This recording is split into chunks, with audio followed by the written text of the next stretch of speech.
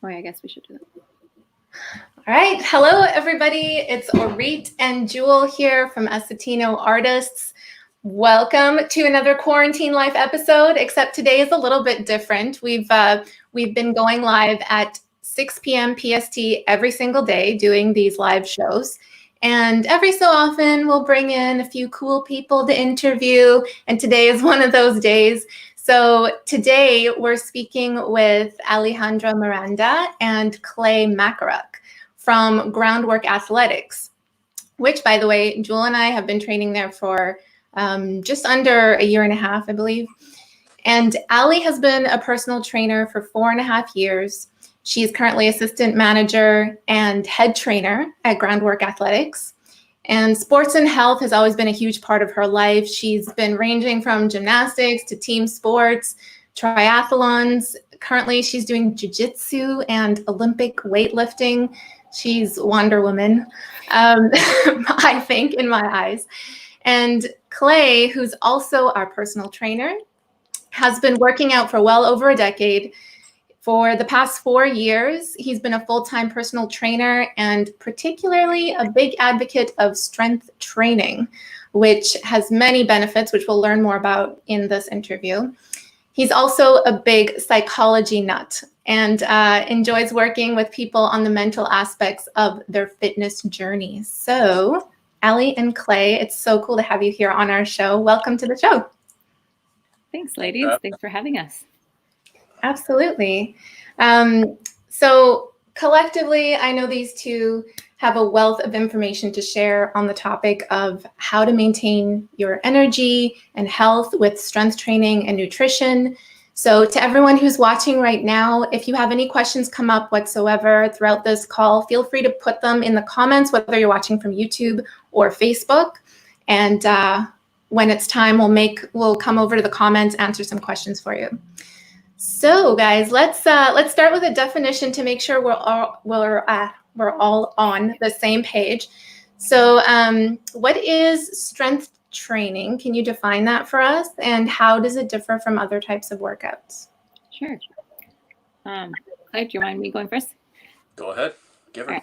Right. So, with regards to strength training, basically, it's that the use of physical exercises to improve your strength. So your ability to pick something up, your ability to move something from point A to point B without effort. This can be seen and done with like your external weight, like dumbbells and barbells, plates, machines even, or your own body weight. What strength training looks like can take a different can look differently depending on the person you're training or the goal you're trying to get done. As a woman, I think strength training is very antagonized for a lot of reasons because people think it's going to make you bulky. I've been strength training for almost, I would say, 12 years now. Wow. I mean, I think I do have like more of a muscular look, but I'm not by any means bulky. You guys have seen me.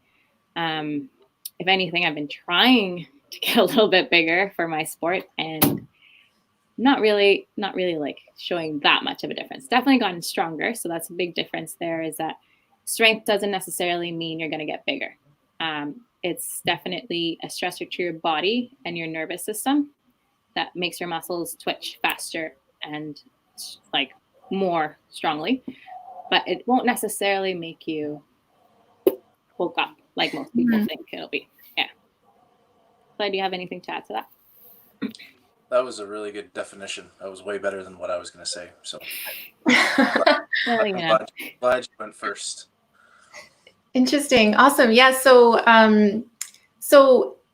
if you're, working with a client, at what point or for what goal would you recommend strength training?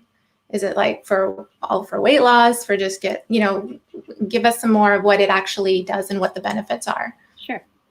I'll let you go on that one. So for that one specifically, I think it's not necessarily one size fits all in terms of obviously how you're going to program something for someone, but it's universally applicable in terms of any given person in the population. Someone who wants to perform better at a sport, someone who wants to simply look better, doesn't really care about performance, or someone who is in poor health, maybe via aging or by some even debilitating disease, some degenerative tissue disease, which obviously happens as people get older. It essentially forces cellular regeneration at a faster rate, which in turn basically allows you to function better physically at any level, regardless of what the end goal is. So it's really universally applicable for each and every person, to be sure. There's no case really where I could say that there isn't some form of strength training that would be or that wouldn't be beneficial to a given person. So, but it obviously has to be tailored. So it can be for anybody, is what you're saying. Yeah, absolutely. And kind of like what Ali touched on before, there's misconceptions in terms of not only who it's for, but what it can look like. It can be very, very generic in terms of, okay, people think of, so for instance, I've been training you girls for a while. It can look like the bench press, the squat, the deadlift, something very, very generic like that. Or it can be something where it's highly corrective in nature, where there are exercises that people have, in no way, shape, or form witnessed before or think that are possible, but still fall under the umbrella of strength training and or fall into a very specific purpose for said individual who they're being utilized for. Okay. Ali, you had something to add? Did you? Yeah, just to expand a little bit on that. So let's say, for example, just to get a little bit more down to like specifics, let's say somebody came to me and they're like, I want like someone who's used to doing marathons, like running a lot, long distance. And they're like, why should I strength train? It's like, well, first of all, the stronger your legs are, whether it be in terms of developing force, so like how hard your foot strikes the ground, that's very beneficial for a runner. In terms of endurance, so like being able to have your leg muscles withstand that long-term drive and still without fatiguing, that's strength training can also come in there. Not to mention with running, also fatigue does get rid of does hinder technique quite a bit as you're running, and the stronger you are, your body's less likely to get injured as well. If we're talking about, and that's just like your average runner, and I only say that because in Vancouver we have so many marathons and we have a lot of people who run. Now let's take it down a notch to, like, let's say someone who sits down a lot, works at a computer a lot. The first thing that we do is like, well, we look at glutes, we look at core, we look at back, because these are the muscles that tend to be underactive when you're sitting down. So like, let's say right now we're all sitting down, and I bet you we're all slouched over, hunched over. And as soon as I say that, we're all going to go into this position, right? Yeah. All right, you did that. So again, that's strengthening your back, strengthening your glutes, which your glutes are actually very powerful. Your glutes being your butt, very powerful muscle in your body. If you're sitting down on it, it's definitely going to get used to being lazy, which means in long term, your ability to stand up, your ability to sit down, to go upstairs with confidence is also going to deteriorate. So again, strength training comes into play. If you're sitting down so much, we need to take care of those muscles that are essential for a longer and healthier lifespan. And then if you're talking about like physique and like just composition stuff, for example, for a woman, every time a woman tells me I want to tone up, it's like, okay, so we need to do some strength training. It's not necessarily going to put on the amount of muscle you think it's going to put on, but it is the more muscle you have, the more likely you are to burn fat even while you're not exercising, because muscle does require energy and calories. So what you consume literally gets eaten by your muscle, which is done by strength training. And it will give you like that. There's one thing, if you don't have any muscle, you'll see just like if you lose weight, you'll see just like a smaller version of yourself. But if you have a muscle underneath to reveal after you've lost weight, you'll actually see that tone that you want to see. It's not just going to be like a smaller version of yourself. Does that make sense? Yeah, it makes total sense. And we've experienced that. Yeah, exactly. Yeah. I personally learned so much about strength training. I wasn't doing anything like that before having a personal trainer. I was just doing like body weight cardio kind of stuff at home. And yeah, there is that misconception that strength training means like, oh, you're going to be like a bodybuilder and that kind of thing. But it helps with everyday stuff is what I've personally found in my body. Like when we were moving here, I can lift things and not like be in so much pain afterwards. Like you just feel stronger in everyday kinds of situations, like reaching for something on a shelf or so yeah, I've definitely seen that firsthand for myself. And yeah, oh sorry, go ahead.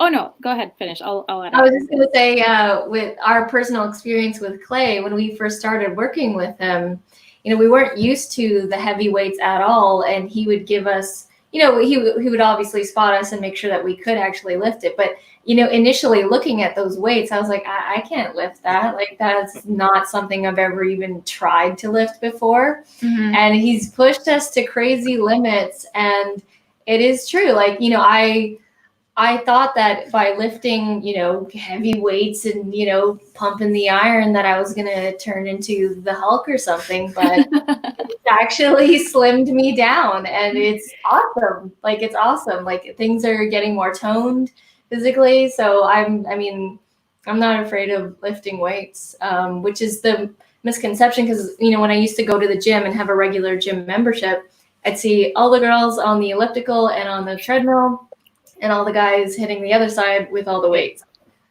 Yeah, that's exactly. Go ahead. How awesome do you feel that like when like you're squatting, like, I don't know, a weight that you couldn't even wrap your head around? Like how good does that feel mentally? Oh, it's so empowering. It's really empowering. And yeah, because like I said, I would always do cardio. And can you speak a little bit more to that? So how does cardio play a role in all of this? Or is it part of strength training? Like, because in my mind, cardio is something different from strength training, but maybe it's one of the same. There's definitely overlap. Cardio specifically obviously improves the health and ability to exert a given force or carry on a given activity for a duration of time. Right? Mm-hmm. It makes your heart healthier and heightens the capacity. There are certain forms of strength training you can do where it has a cardiovascular component in it.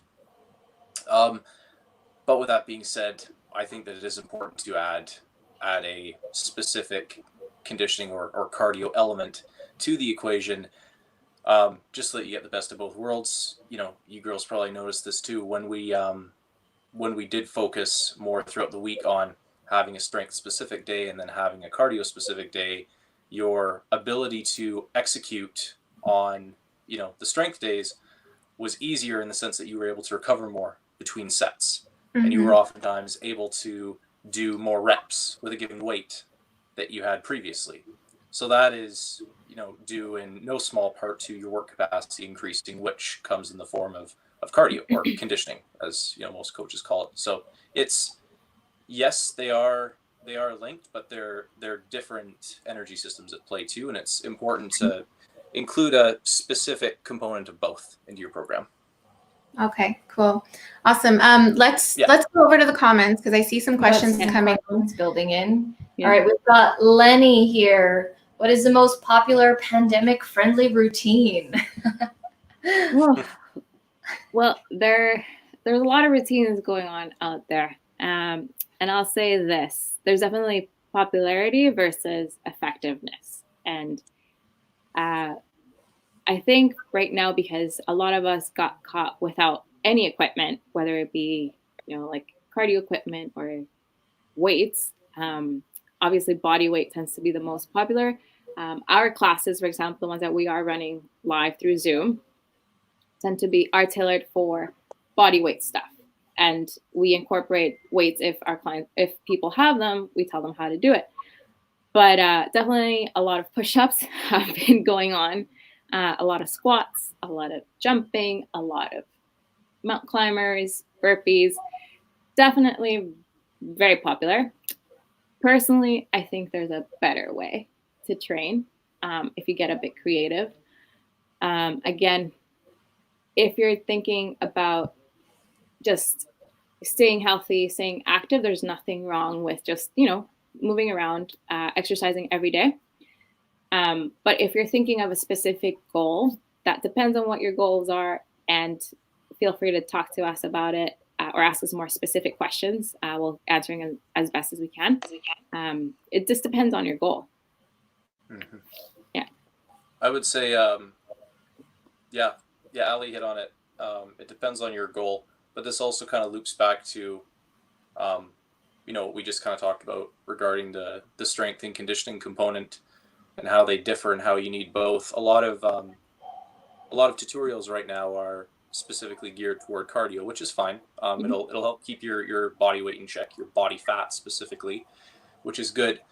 But you want to set yourself up to be in a position where once you go back to the gym and are actually using weights, your performance or ability to exert force and actually lift, to that extent hasn't been, as compromised as it otherwise would be. So there are lots of things you can do in terms of manipulating leverage, moving on to more, advanced body weight exercises and things of that nature, and just how,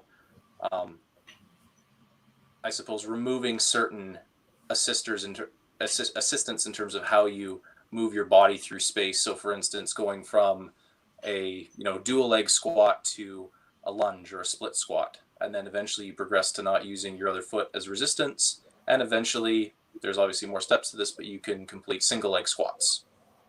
So that would be a way of reducing leverage and loading up one limb to execute a given movement and more or less replicate the effect that you would have by having, a given amount of weight on your back or holding on to it. And then you can add external weight to that. So water bottles, things around the house that you wouldn't usually think of in terms of, using that for. So you can get away with a lot in terms of at least maintaining your strength. But yeah, you do have to get quite creative with how you do it. And guys, if they're referencing specific exercises that you're not familiar with, you can easily just look it up on YouTube. There'll be tons of demo videos that you could look up. So thank you for that.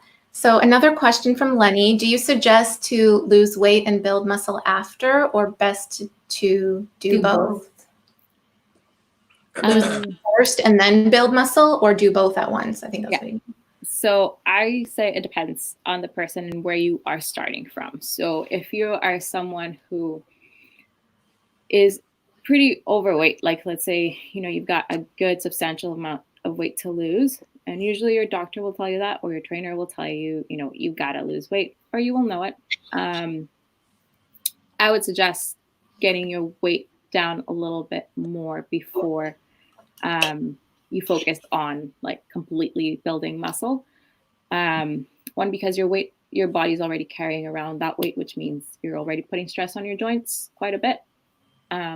So it would make it even easier for you to lift weights after losing a bit of weight. That being said, there's nothing wrong with doing both at the same time.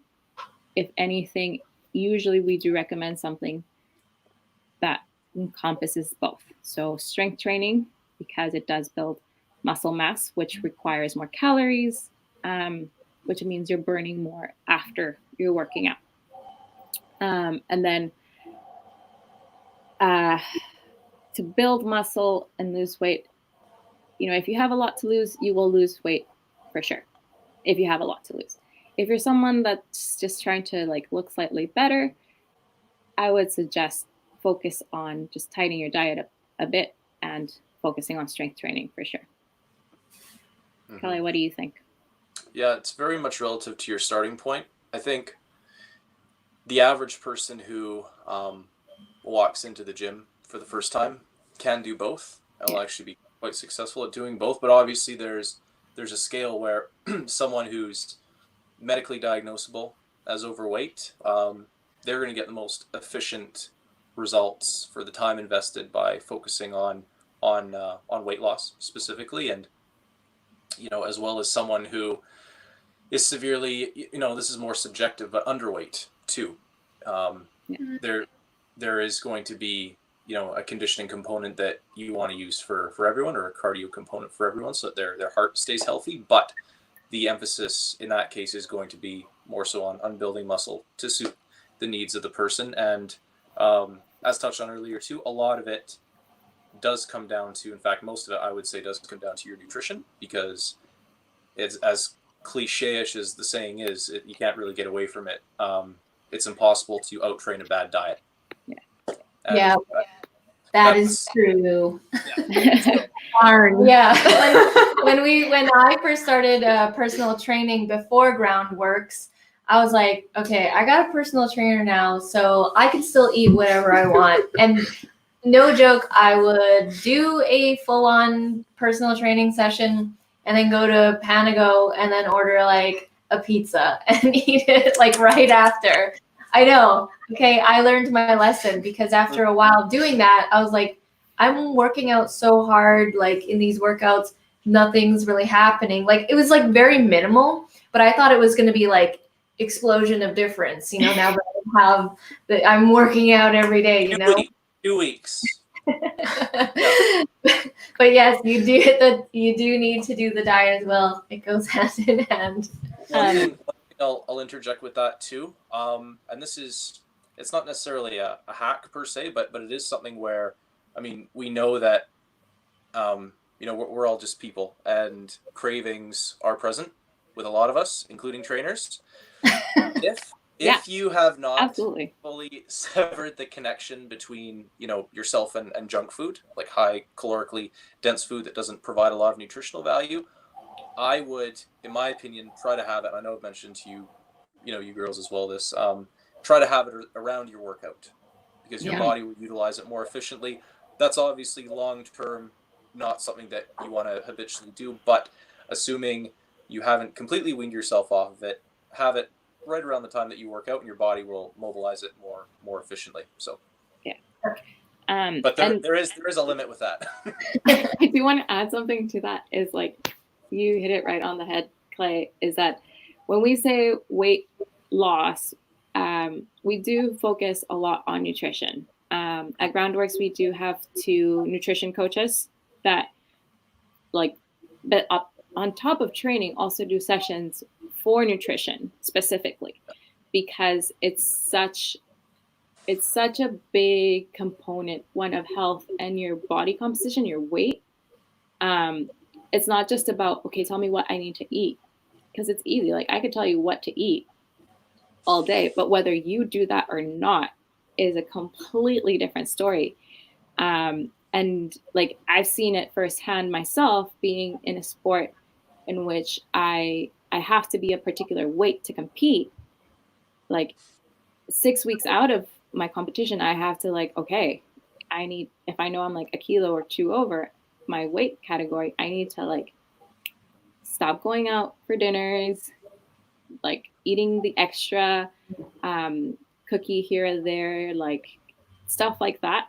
And my weight drops without me really exerting more physically. My weight drops very easily. So basically what I'm trying to say is, you can exercise all you want, but you definitely cannot out-train a bad diet, because it all depends on your calories in versus calories out. It was actually really cool. I saw this a few years ago that really drove it into my brain. Was these guys they had a guy on a treadmill running at your average pace for a minute, and they had a guy eating a pizza at the same time right next to him for a minute. So in the minute that the guy ate a pizza, he ate 3 slices, which average, believe it or not, each slice has at least 400, 500 calories, depending on what you put on it. So in 1 minute, he ate 1,500 calories. This guy on the treadmill in a minute burned maybe 10, 15 calories. Oh man. So if you do the math, you can see why you cannot out-train a bad diet, because regardless of how small the food is or how much you eat, it's all about the energy in it, like how calorie dense it is. And just by saying that, people are going to be like, okay, but then how do I know how many calories to eat? And it unravels all of this, like all these questions on nutrition, which could be a whole life in and of itself. Mhm. And that's why we do focus on nutrition when it comes to weight loss, because it's just more efficient. So I'm hearing you say then that nutrition is priority when it comes to weight loss, then fitness. But what about if you're just maintaining you're maintaining energy and overall health? Is it still the priorities nutrition and fitness, or? It can, and I think it could be like if you just want to maintain your weight and be able to like push yourself in the gym the way you're doing, just making sure that you're not going overboard with your food. It doesn't always have to be as hyper vigilant, right? It's just when you want to actually lose weight, that's when you need to be a little bit more vigilant about what you're eating. If it's just like, I'm just happy where I am, I just want to work out and be healthy, eating minimally processed foods, you can indulge every now and then, exercise 3 to 5 times a week, you will be good. Awesome. Holistically, I would say, just touching on that I would include nutrition as a part of fitness as a whole. People, rightfully so categorize and tend to separate them, but to achieve, optimal levels of fitness, nutrition is, it needs to be present, because otherwise there's an imbalance in terms of, while your training is really good, your nutrition dips as a result, your fitness as a whole is going to dip. So yeah. And that being said, one of our nutrition coaches actually has joined this live. So everyone say hi to Kate Chervenka. Hey, Kate. Oh, they're watching. Hey, Kate. So yeah, hopefully maybe she'll do a live for us one day and answer all your nutrition questions. Awesome. So Roland says, I sprained my left wrist around 2 weeks ago. How long does it usually take for the pain to disappear? I'm able to do some work with it, but the first couple days I couldn't do much. So how long does it usually take for the pain to disappear? I'd say, without really knowing what happened or any previous injury or your history, your medical history, how old you are, etc. A sprain can actually take a while, believe it or not, depending on what happened, what grade it is, but definitely 2 weeks sounds about right, at least, especially at the beginning. It'll be quite painful. Some of my clients have seen that it does take a while, like especially with wrists, because we do so much with it. We put pressure on it, we grab stuff, we pull stuff. I would say give it at least another couple of weeks, but definitely visit your doctor and get that checked out if you haven't done so already. All right. And and don't rush to train through the pain either. Yeah. Or Not do worth it. other things with it. Yeah.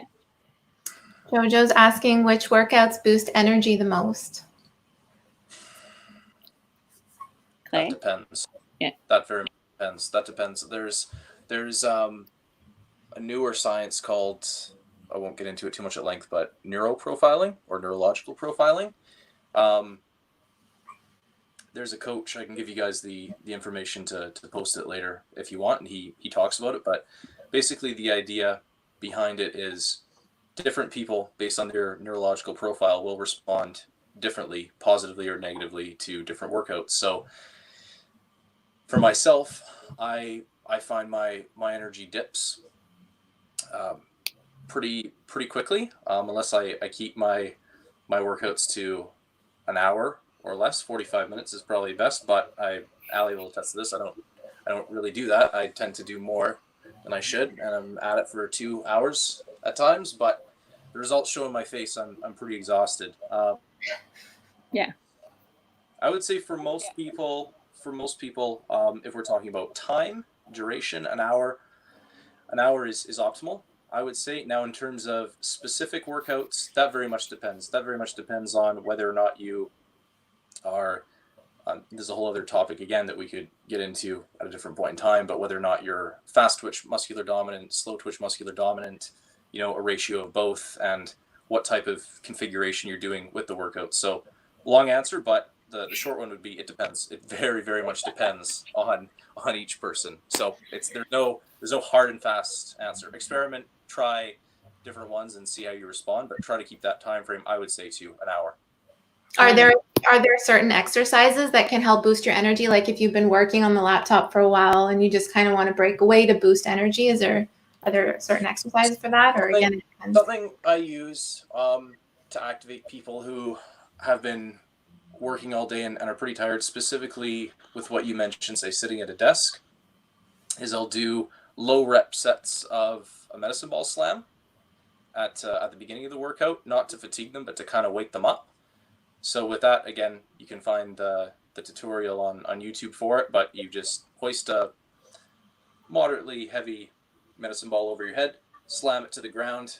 I'll have people do 1 rep of that.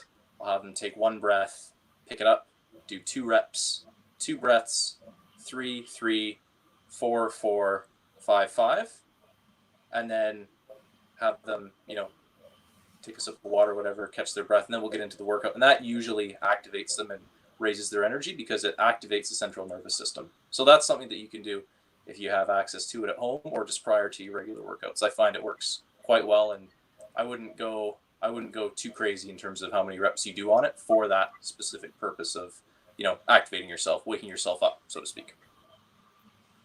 I would add that from personal experience, I do know, ironically speaking, being very strength focused. So when I talk about Olympic weightlifting, I'm talking about really maximal efforts, quite heavy stuff.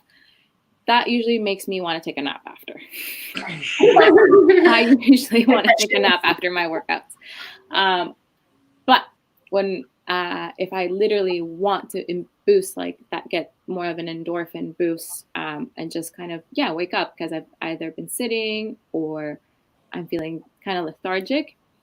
Along the lines of what Clay's saying, something that kind of makes you wake up and get going. So going out for a quick jog, 15-20 minute jog, can be quite beneficial just to wake you up without draining the energy out of you, because ultimately exercise is a stressor to the body as well.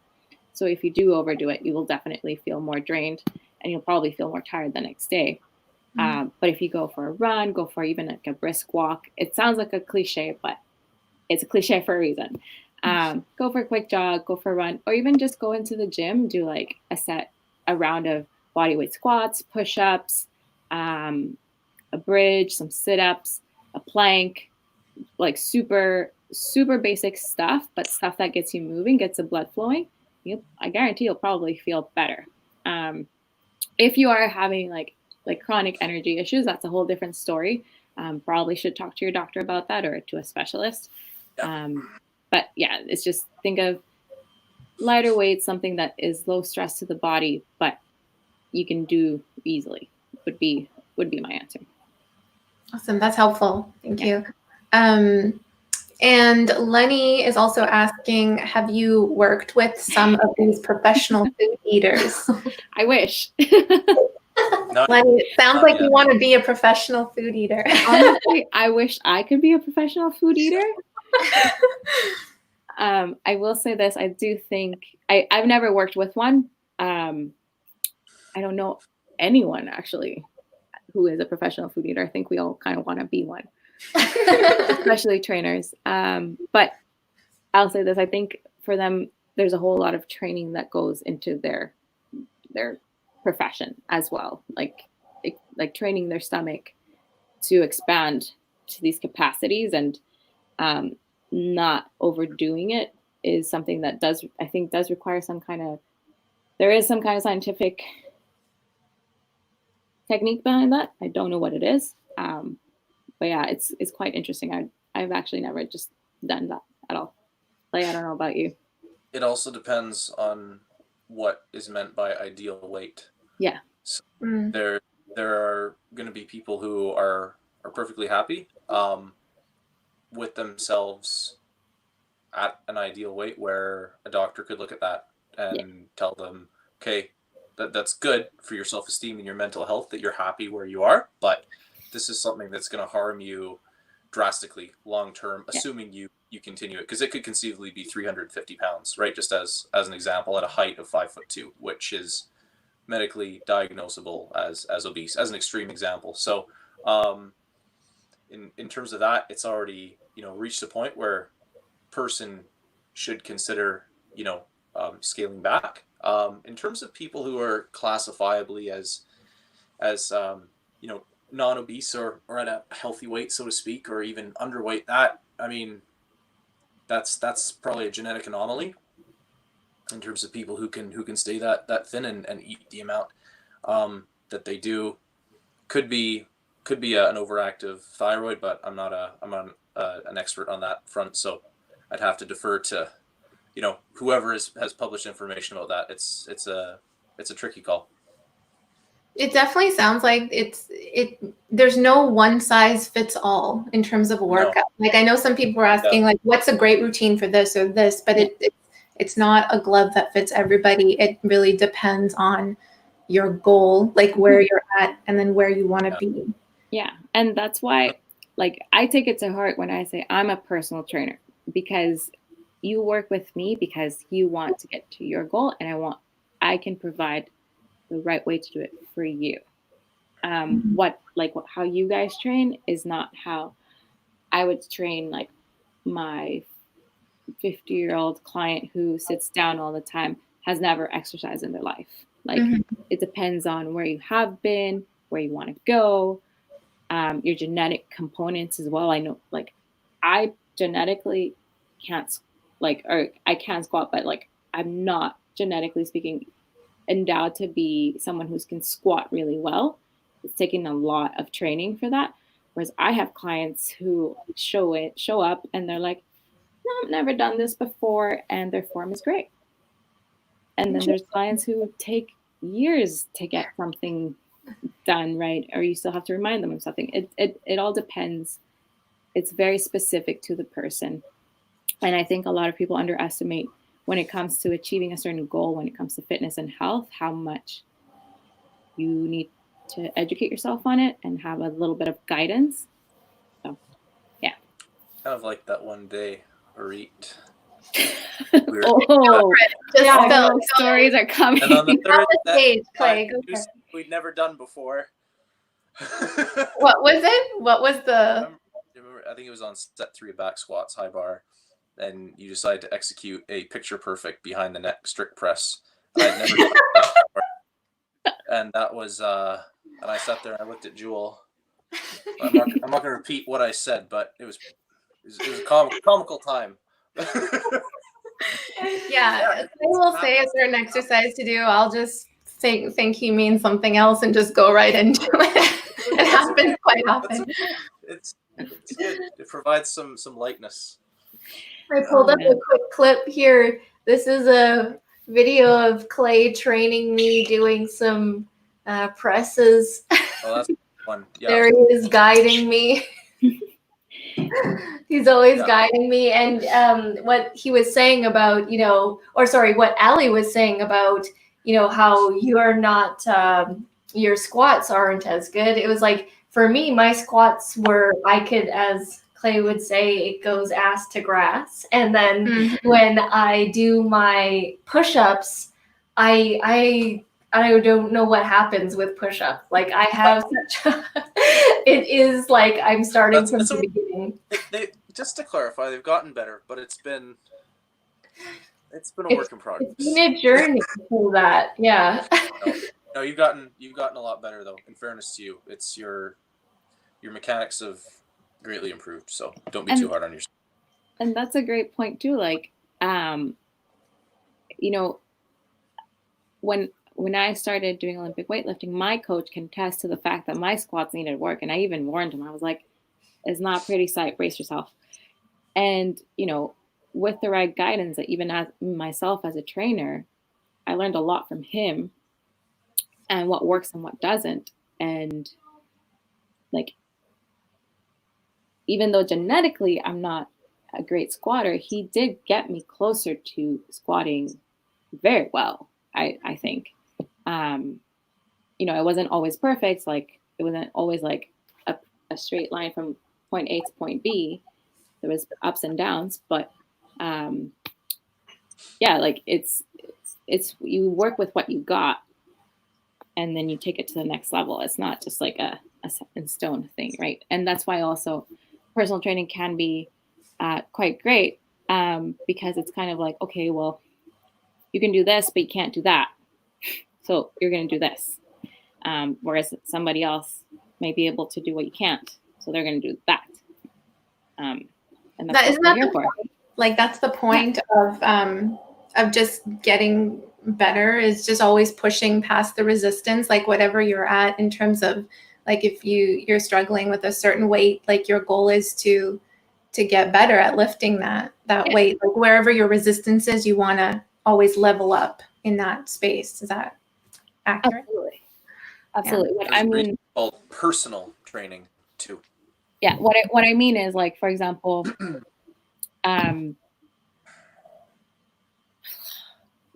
easy example. For one of my clients, she has a lot of like neck sensitivity issues from a car accident. Mm-hmm. So I know that anything overhead is probably not going to be the greatest for her. So I find modifications to the exercises for her shoulders that work better for her. Still pushing her past that point of resistance, but in a way that works for her, versus like Clay can, like, you know, put a barbell in his hand and lifts the thing up over his head like no big deal. I like, it's different for everyone. Yeah. That's the point. Like, strength training is all about just like slowly building up past that, like what you could do today, you know, make it easier so that tomorrow it actually like feels like, oh, that's not heavy anymore. And in terms of increasing resistance, where do you focus on? Do you focus on upping the weight or more reps, or how does it work? Jay, you go first. Oh, I was just going to say, you guys can probably, this ties in nicely to Reed's question. You guys by now can all attest to the difference that 5 pounds will make within a given rep range. Yes. And how, depending on the exercise, so say you have a rep goal of 6 to 8, for instance, and then you've hit 8, and so the next week you've added 5 pounds, and then 6 is a real struggle to hit. So my typical progression, you guys have seen this personally, and what I've used is you establish a rep range, and once you can complete all your sets with the top of that given rep range, so say 6 to 8, like I mentioned, 8 to 10, 10 to 12, whatever it may be, you'd add 5 pounds and then start at the lower end of the rep range the next week and things of that nature. And 5 pounds isn't always the end all be all. Sometimes it'll be 10, depending on the exercise, and sometimes you have to increase your reps more than the top of your range previously before you can actually graduate to even add 5 pounds to move up. So it very much depends, but that's usually how it will work, is you add reps, and then once you hit your goal on that, add weight, start over, build back up. That's how I personally like it myself for programming. Yeah, it can be very simple. Usually with a beginner, we go adding reps and having them control, like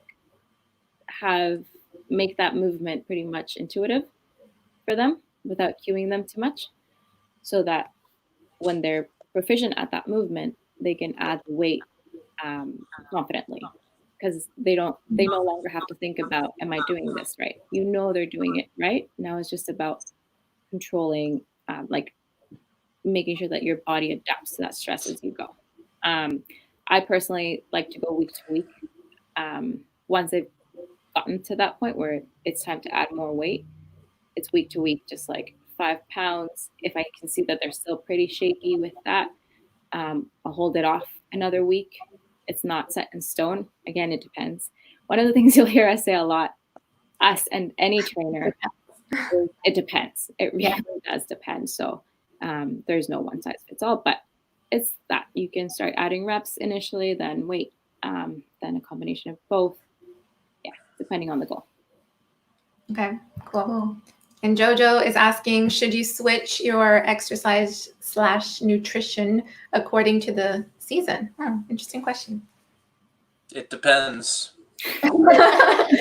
Can you elaborate a little bit on that? Yeah, it depends, guys. How lean would you like to be for summer, for instance, versus winter, where it might not matter as much? Now, that's not to say you should let yourself go in the winter either, because it's not good for your health, and it'll be harder for you to get back into tip-top shape for summer. But you'll see bodybuilders do this a lot, where they, in the winter months, they work on building as much size as they possibly can, sometimes often actually at the expense of leanness. And then when spring rolls around, the calories get pulled back and their training changes by adding, more cardio, things of that nature, and you'll see them lean out. So that's oftentimes something that they will do. But myself, I don't recommend that for the average person. I recommend trying to maintain as close to your ideal body composition, assuming that's what we're talking about, year round, the best that you can. It's better for you, and it's easier to make little tiny adjustments as you see fit if you do it that way. Yeah, and I'd say I'm curious as to why you change your nutrition depending on it, depending on the season.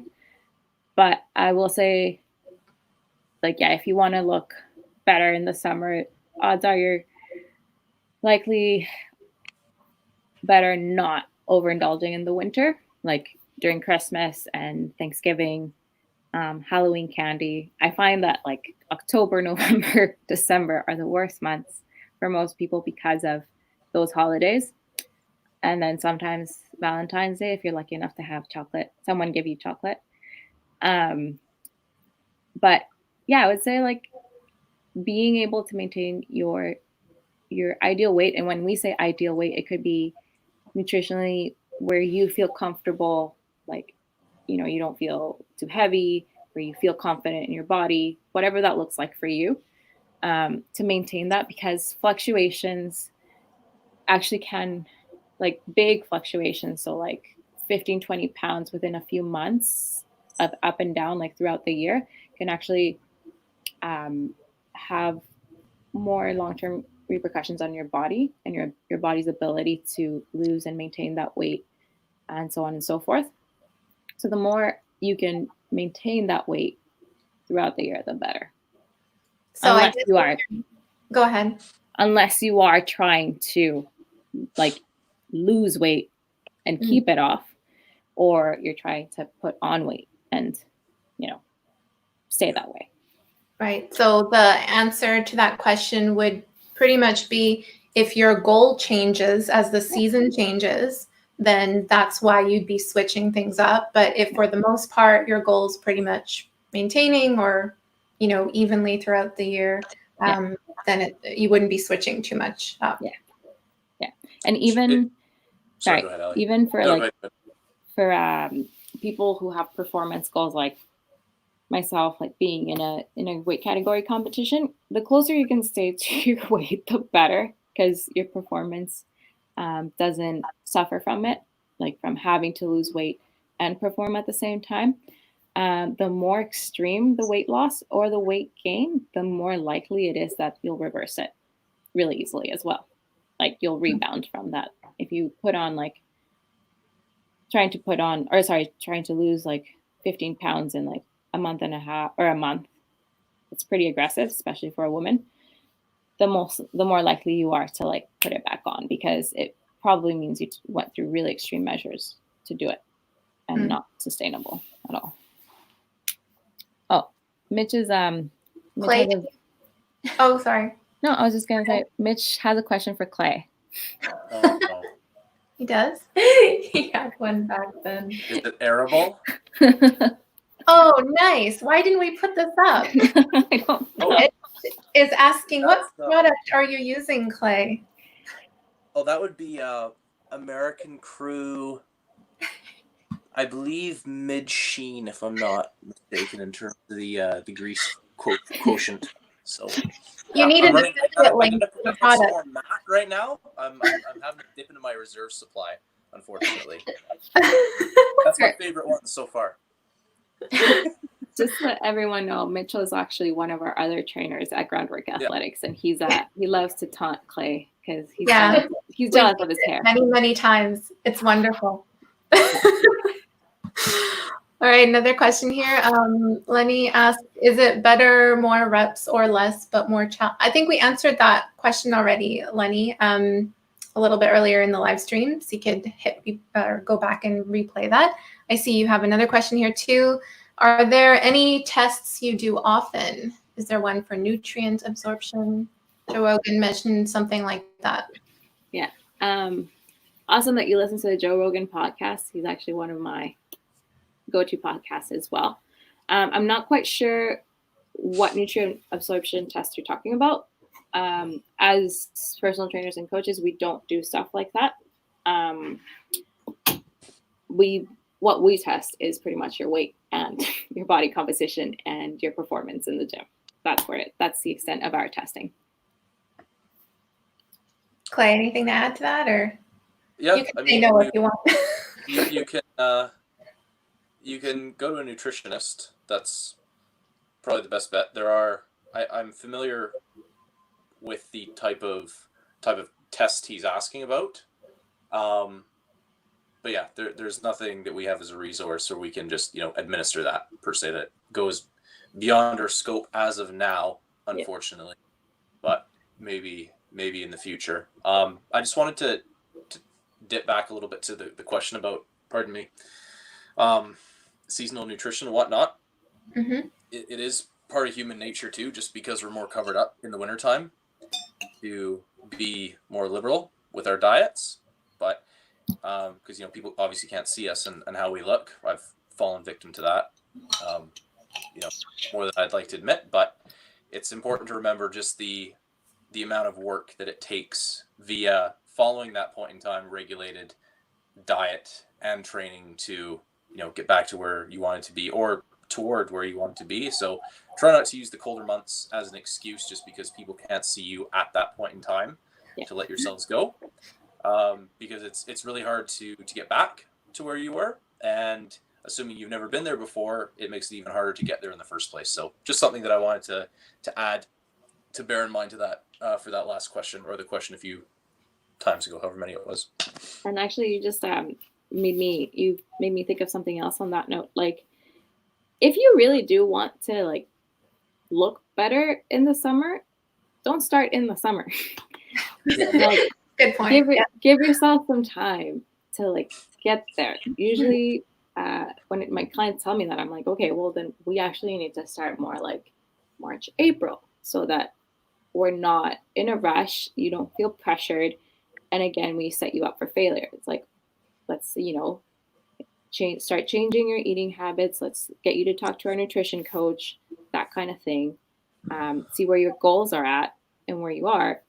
And then give yourself time to actually look the way you want to look in the summer. Because if you coming after December where you've eaten all this stuff and you just keep going, and then April rolls around, May comes in and you're like, oh, it's time to go to the beach. I don't want to put a bathing suit on.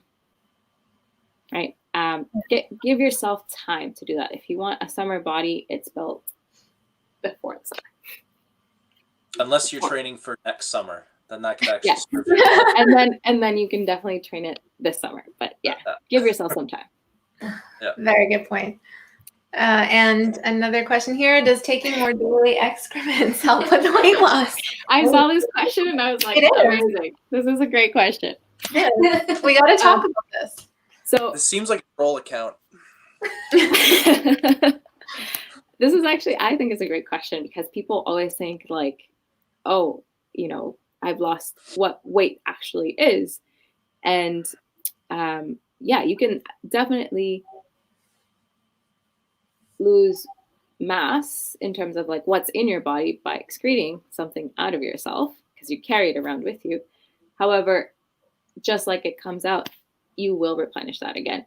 So it will affect how much you weigh at that point in time, but long term, the amount of fat, the amount of muscle mass, what you actually weigh is probably not going to change that much. But in a day, your weight does fluctuate based on your poops, based on how much water you take, what time of day it is, how much you've eaten, if you've slept, properly, if you've peed a lot, if you're dehydrated.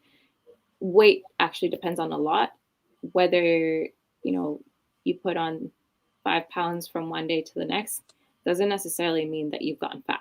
It just means you probably ingested a lot of food. And that's it. Yeah. Yeah, it won't affect your body composition in terms of how you look. Going back to go ahead. No, go ahead. That's it. Okay. Going back to the sleep point, Ali. So I know everyone, depending on what expert you are, has a different opinion on how many hours of sleep you need. But from a personal trainer perspective, what's a good amount of sleep for hours? I would say I'll go with a staple of like 7 to 8 hours a night, though, consistently. Joe Rogan actually does have a great podcast on there where he does bring like a sleep expert in and talks about, it's not just about how many hours we get, but also the time, like at what point we go to sleep. If we're going to bed consistently at a certain time, our sleep health, what it's like, are you looking at your computer before you're going to bed? Is that stimulating too much for you to fall asleep? Whether you are in a completely dark room, if the room temperature is right. Sleep is very underrated and very much abused. When I say abused, it's like it's not given the importance it deserves. Like we're just like, oh, I'll just catch up on sleep on the weekend. Doesn't really work that way. You need to be consistent about it so that your body's consistently getting the ability to recover every night from the stress that you've imposed on that day. Right.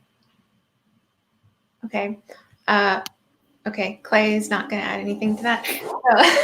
Well, if I were to add anything, I would say most people say, okay, so I agree with the 7 to 8 rule, but most people set up where they start going to bed at the time where if they fell asleep at the top of the hour, right then, by the time they woke up, it would be 7 to 8 hours. That's not usually how it works. There's very few people who would pass out right as soon as their head hits the pillow. I think those are an anomaly.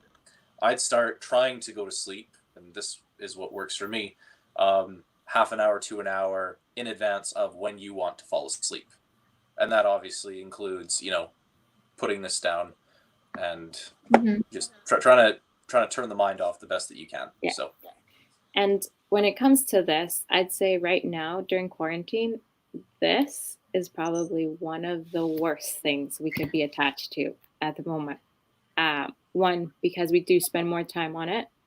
We have like more time to kill. And it just, one, makes you go into watch the news and like stress out about that more often.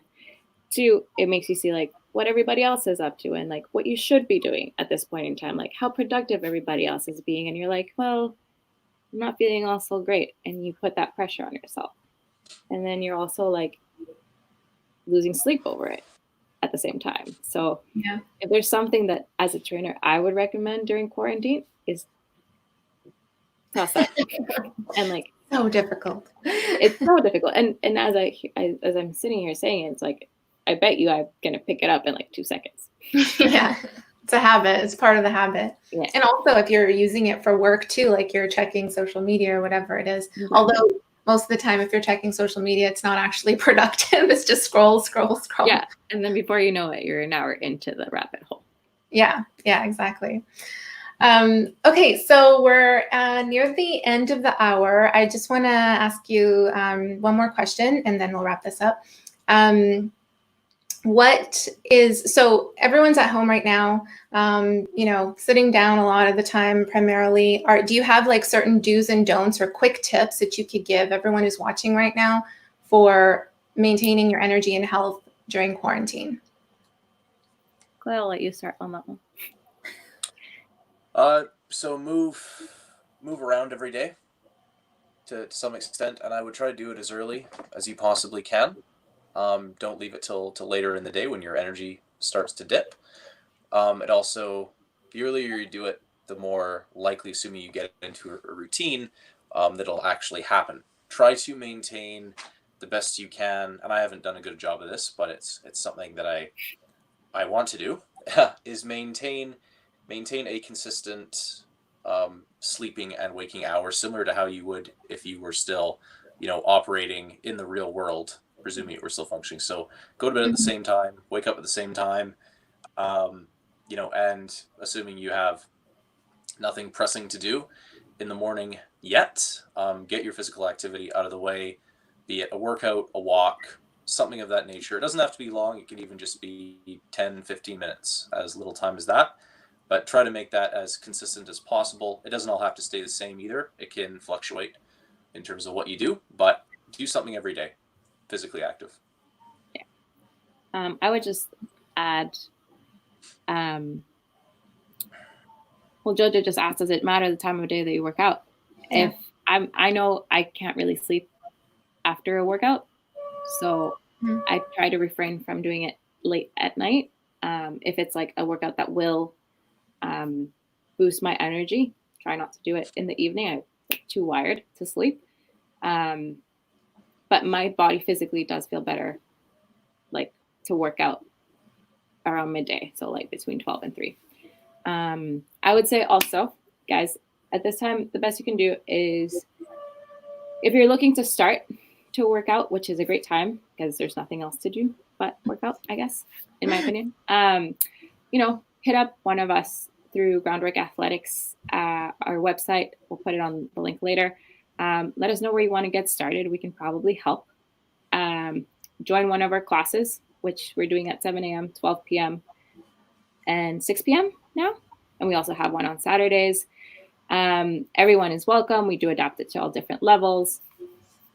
And yeah, if you're sitting around a lot, and don't have time to like go to a scheduled class online, literally go for a walk, stand up, do a few squats, like do a quick stretch. That's going to help a lot in terms of your health more than you think. If you're really serious about like, making sure that you get through this quarantine healthy, let us know.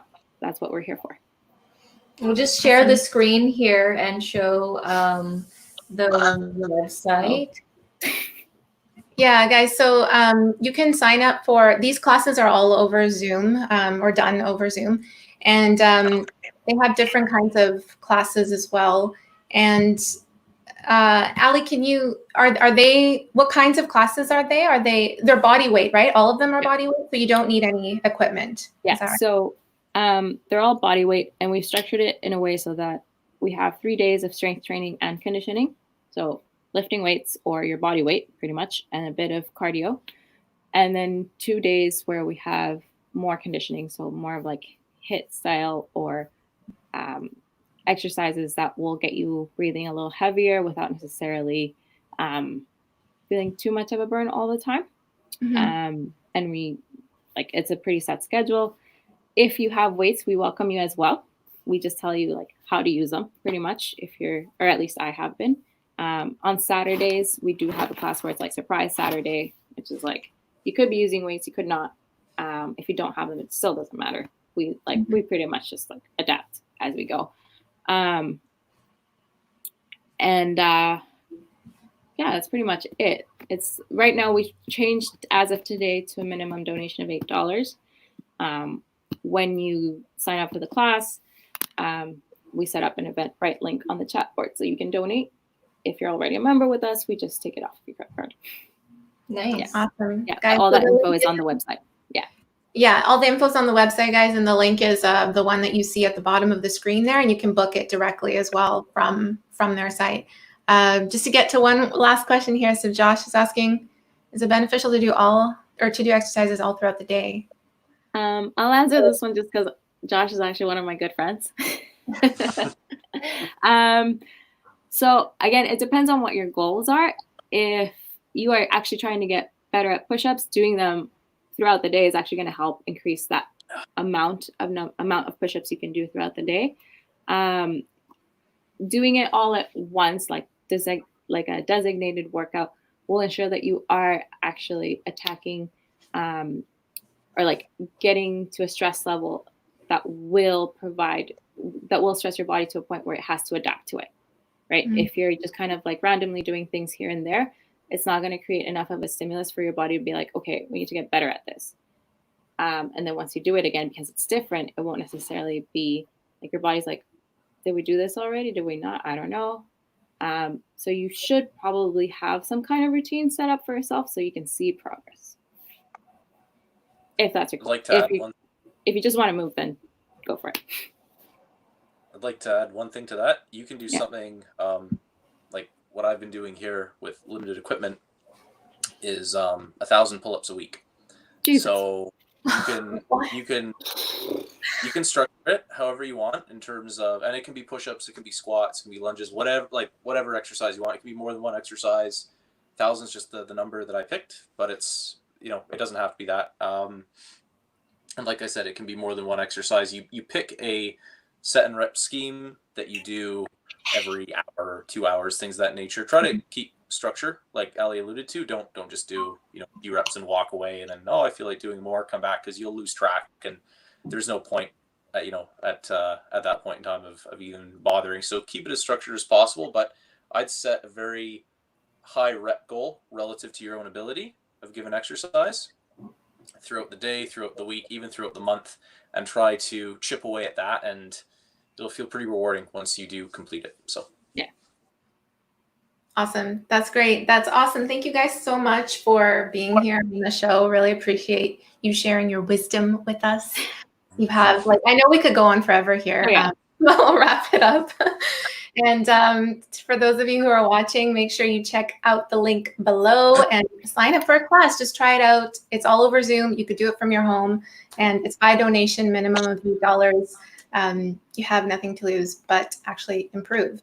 So thank you guys so much for watching, and we'll see you in the next video. Bye for now. Bye. See you guys. see you guys.